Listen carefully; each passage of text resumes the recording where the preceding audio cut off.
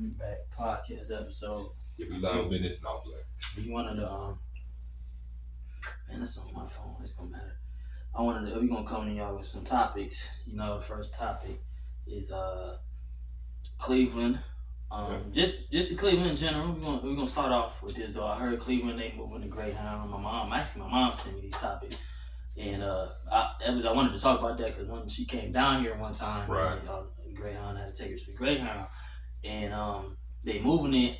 I don't know if they're getting rid of it, or they just moving it though. Because when I watched the interview, they were saying it's gonna be hard because some people was upset because it was in a nice location. It's downtown, easy to get to, everything pretty much down there. Exactly, food places, everything. It's right. It's a freeway that goes, freeways, bridges go downtown. Downtown connects to everything pretty much. So I don't know where they moving it to. I don't know if they move it. They feel like it's some type of. They might move it. If they do move it, instead of getting rid of it, they could move it into like some type of suburb, like maybe out here in Parma. Who knows? And that's not convenient. So I don't know. But did you hear anything about it? Well, I didn't hear about it till 5 minutes ago when you told me about it. But this kind of remind me of like when we used to take the megabus like that about 10 years ago. About 10 years ago, and like I remember at first it was by my father's house at the time, where he was living at, and that was convenient for us, but it was still kind of out the way, I guess. But it was convenient for us because we lived like right there. We could just hop on it. But then they moved it. I can't remember where they moved it first. I remember they moved it to UT, and that was kind of an inconvenience, but it still wasn't that bad. Wasn't that bad because at least if you was stuck, you could go and get some food. Mm-hmm. But then when they moved it all the way out there to like airport, it's really out the way. Yeah. And if you were somebody who was from out of town, like you wouldn't really know what to do because it's not really food places around there. It's kind of just kind of out there a little bit. But when you brought that up, that made me think about something because again, I think about the Greyhound because I used to work around there. Mm-hmm. And I remember I would see a lot of like stragglers, a lot of like quote unquote, homeless people, maybe people on drugs and things like that. Mm-hmm. Not talking down, nobody judging them. It's just it is what it Come is. From the bus or just going there and sit. Just kind of hanging around that whole area, period. Because I was working at a school for about a year, and it was right behind there. So I would just watch it, and you would see a lot of people hanging around there. Mm-hmm. And in my opinion, what they're trying to do is they're trying to clean up downtown because there's I'm not gonna lie, there is certain things that can be kind of unsettling. I mean, I've never personally had any problems downtown myself, but I've heard of things happening, and but let's just be real and call it what it is. This is just gentrification. That's all that this is, because we better get into it. Because how can I say this? Yeah. It made me think about something I saw. Like I don't know if it was this morning, last night, I can't remember, but it was this article, a clip about Cleveland becoming a 15-minute city, and apparently this is a thing going on around the country. But I'll just summarize what I kind of took away from what a 15-minute city is. To me, what it seems like a 15-minute city is something for the elite, mainly white people, that can, be like, hey, we got your clubs down here, we got your restaurants, we got your sports teams. I know, go to Italy. But bigger. But that's a concept. It's because you got to think about all those new apartments that they build down there too. Hold on, I'm gonna get something dumb. I understand the cleaning up thing because when you said stragglers, remember you talking about megabus going to UT. Right. Now I always wonder why did they move that, but I can understand maybe some of the people that were catching that bus, well, not the megabus. No, I don't want to say that because that's not like the Greyhound. The Greyhound and the megabus give different feels. But sometimes it can be just to clean up the community, or maybe sometimes they didn't want a lot of people, even though that was catching a bus, just to be on the campus. But I feel like that was convenient for them. Like, you know what I'm saying? Okay, if I'm waiting on a ride and they say, I ain't gonna be there for an hour, it's a library right here. Or what if I know somebody that got a dorm? I can go stay with them. Right. It's what if I'm hungry? Yep. Yeah, it's Nettie's right there. Campus, Oasis campus, whatever. I think it was another. It's food places there. Food places in there, yeah. You know what I'm saying? You might not be able to catch the bus because you ain't got the UT bus to get on the other side of campus, but you can still walk around, do what you do. If you're a photographer like me, you could walk around taking pictures, whatever. It was convenient. So, moving Greyhound from downtown is upsetting people, but like you said, it's gentrification. And that's the next thing. Since we could segue into this, it wasn't even supposed to be a part of this episode, but it's connected. So gentrification and prices going up, and so let y'all know when you was talking about the apartments downtown.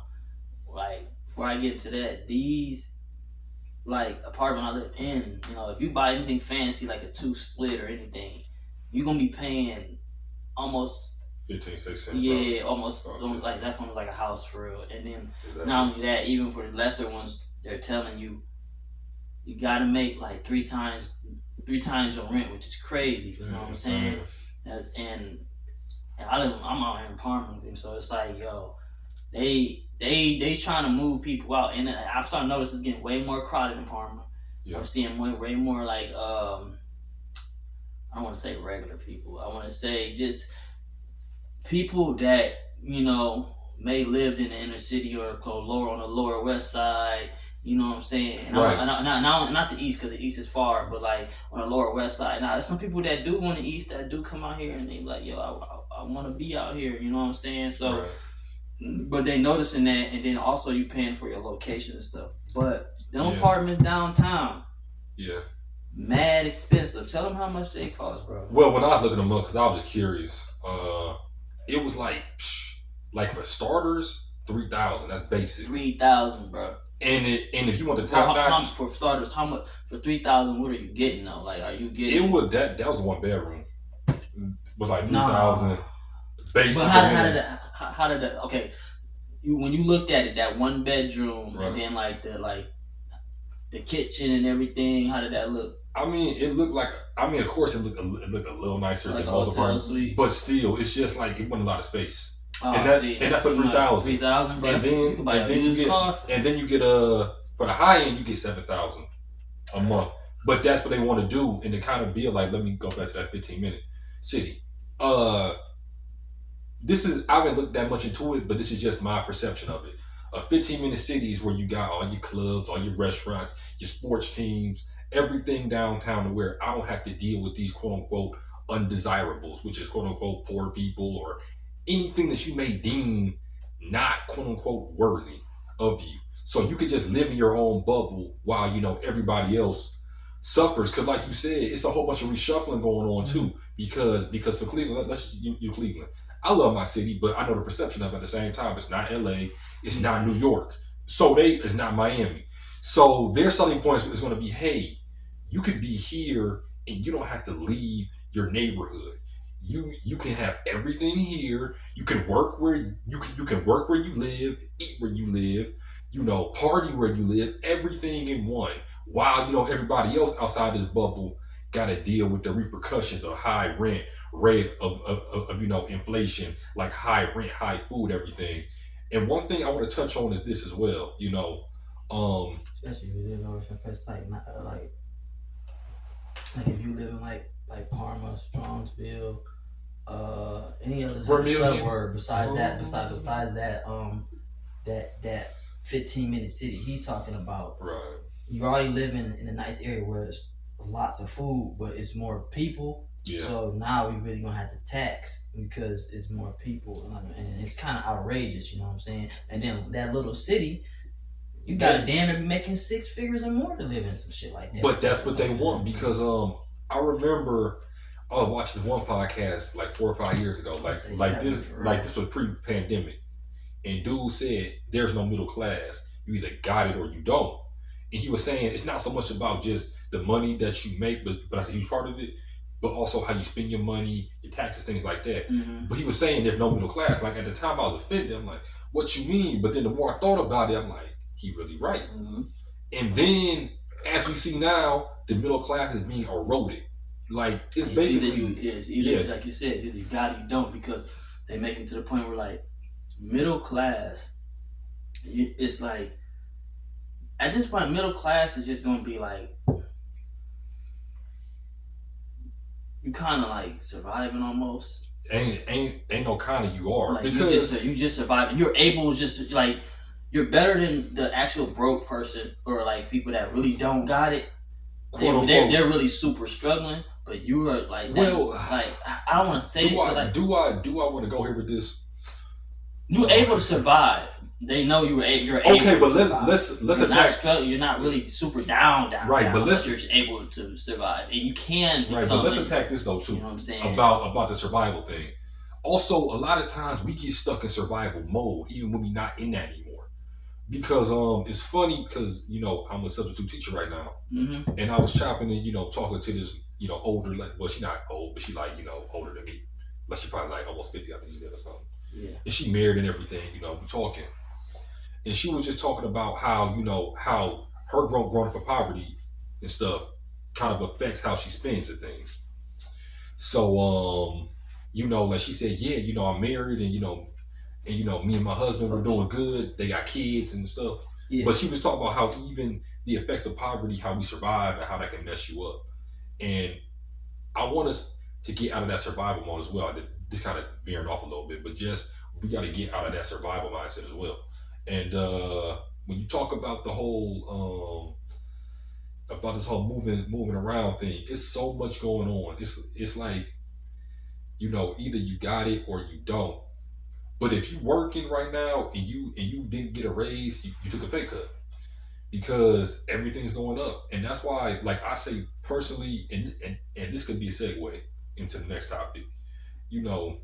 Everybody's talking about the bad effects of marriage, like what happens if it goes bad, the divorce, right? Mm-hmm. But when everything going good, yeah, that's an additional income if you need it, depending what you going on. And like I feel like we could segue into the 50-50 thing. 50-50. So Gabrielle Union and her husband.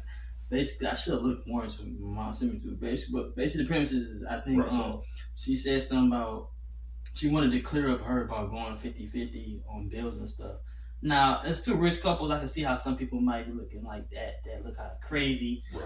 But y'all remember what we just talked about, it's like 50-50, I understand. And this is why some people are shacking up real quick and getting relationships just when they barely know each other or like whatever, or like it's not good though. But it's not good, but I can understand it because this price, the cost of living.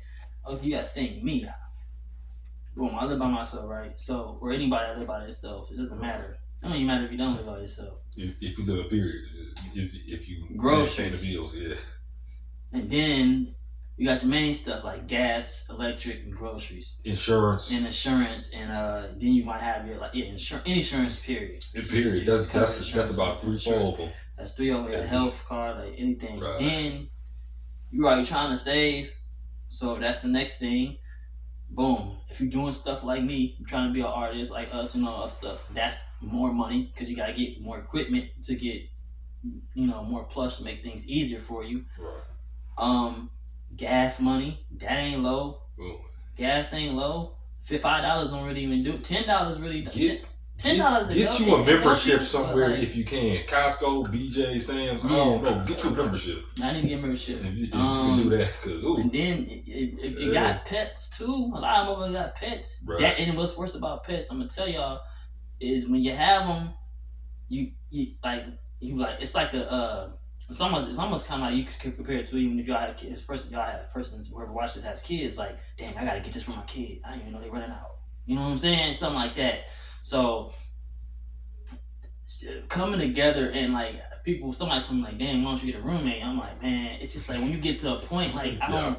You passed that. A roommate. Nobody want to have a roommate. You know what I'm saying? Unless it's like necessary. Yeah, that's just like okay, me. I don't want a roommate unless I know. Or a roommate, unless I know it's like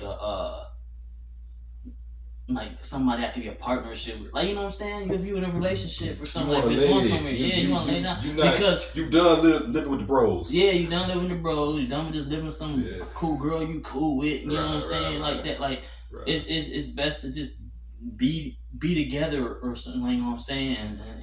And work that out as a partnership. That's why it's very important. Like if you want to do that, make sure who y'all know as a partner, because this going 50-50 on bills I'm not even mad about it no more.